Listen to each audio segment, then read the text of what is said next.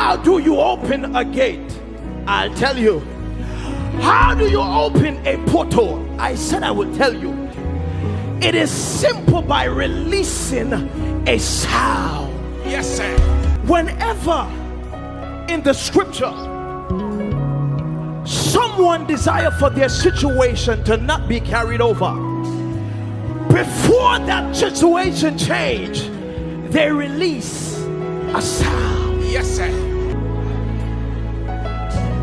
Paul and Silas, they were in prison and they were in chain, and their chains were meant to be carried over to the next day. But the Bible said that at midnight they release a sound. Your sound. I said your sound. The Bible said that the children of Israel were in the camp of Egypt. They were in Goshen.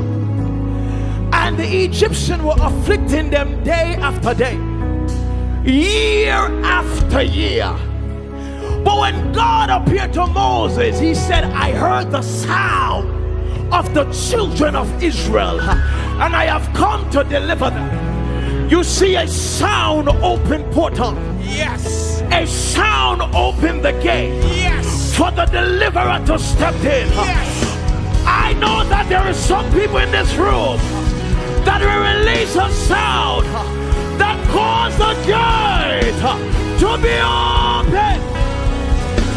Come on, lift your voice. Lift your voice. Lift your voice, Zion. Lift your voice, Zion. Your sound is the key. Your prayer is the key. Open the gate so the King of Glory can come in.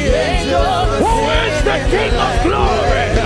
The Lord mighty in battle. Open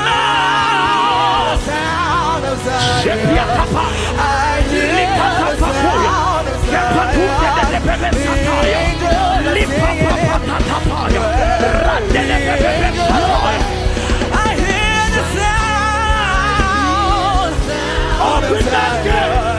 Open that portal to your house. The angels are singing.